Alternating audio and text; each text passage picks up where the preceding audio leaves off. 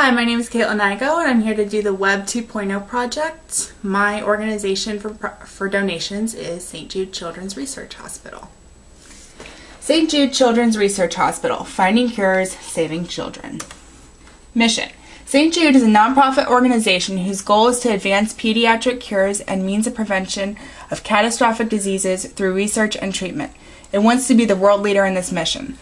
And how St. Jude plans to do this is always obviously keeping the patient and the parent informed as far as the treatment of the child, always being respectful of patients' cultural and ethnic differences, always keeping research at a local, state, national, and international level, and obviously treating each case with a sense of urgency. And I have a YouTube video to show you to explain more in detail the methods of St. Jude.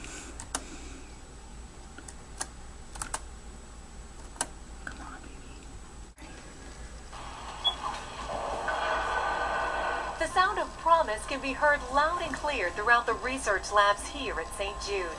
I work on a cell signaling pathway that interprets signals from neighboring cells. Dr. Stacy Ogden is developing new therapies to treat pediatric cancers. She's using the cells from fruit flies to figure out how signals get from point A to point B. And this process frequently breaks down in cancer, and then you have inappropriate cell growth or cell division. The goal? Effectively treat cancer without hurting healthy cells near the tumor. It really is a passion. It's fun to watch. All of these individuals have a PhD, an MD, some of them have both, and they come to St. Jude to spend several years in labs or in clinics to do research that works with our faculty because they know it's a premier faculty, premier institution. St. Jude prides itself on its bench-to-bedside research. What's learned here is applied here. Without your financial support, this life-saving research wouldn't be able to continue. It's not about just helping children with cancer. It's about helping anyone with a catastrophic disease. What we learn about this pathway can help to treat children with brain cancer. It can also be used to help adults with lung cancer, potentially. And it's this potential that keeps the passion to find a cure alive and well at St. Jude. We appreciate every person who is involved with St. Jude in any way because it translates into the research and the patient care here that makes a difference. In Memphis, Tennessee, Jennifer Taylor, NBC 24 News. The history of St. Jude. More than 70 years ago, Danny Thomas, a struggling actor, relied on prayer to help him find his way in life. The story goes, Danny Thomas obviously was a struggling actor, and he goes to Mass to try and help himself find his way. So he gets inspired by the Mass service, and he takes the last $7 he has in his pocket and he puts it in a collection box. The next day, he was offered a job worth 10 times more than what he put in the collection box. Now, to most people, that doesn't sound like a lot of money, but when all you have to your name is $7 and you just put it in a collection box, that's a lot of money. So within a year, he becomes a moderately successful actor. He wanted to advance his career to the next level, so he prayed to St. Jude, the patron saint of hopeless causes. And he prays to the patron saint, I should say, if you give me ultimate success, I will build a shrine in your honor. Within a few years, Danny Thomas becomes an internationally known entertainer, and he keeps his promise. In 1962, he builds St. Jude. Now the issue becomes, well, I have this nonprofit hospital to help people. How do I fund it? So Thomas asked his Arabic friends to help fund the operation of the hospital.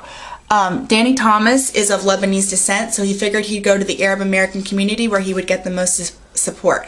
This is also why St. Jude prides themselves on not discriminating against somebody's ethnicity or culture, because obviously the founder of this hospital was a minority and suffered some discrimination issues in his younger days.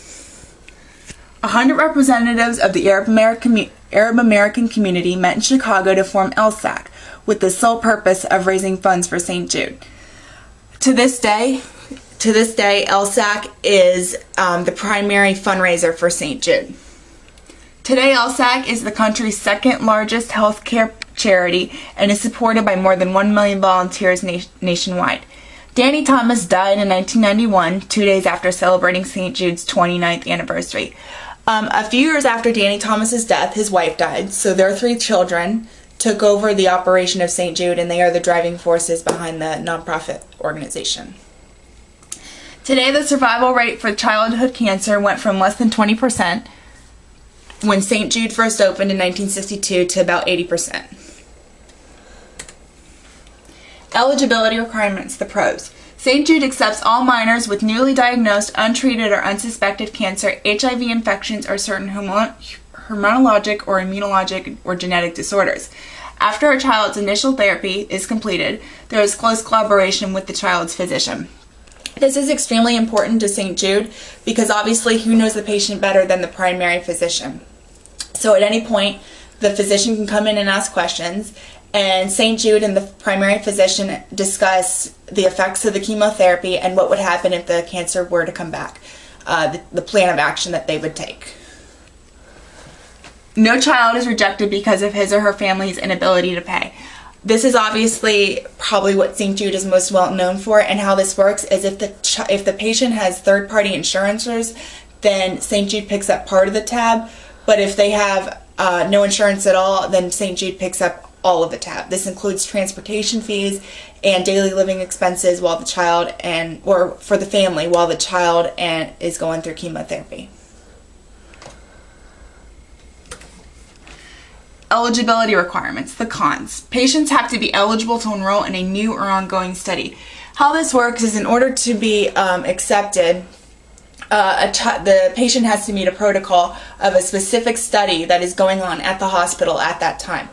If they do not meet that protocol, it's not necessarily that they'll be rejected, but more than likely they'll accept some other patient who fits the criteria for a certain study. In the future, St. Jude wants to increase its annual budget to more than $400 million in order to expand its infectious diseases and genetic disorders research.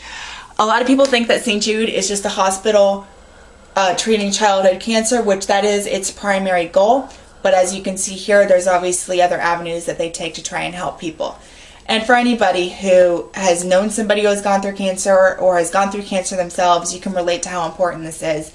After all, what could be more important than saving a child's life? Please donate to St. Jude.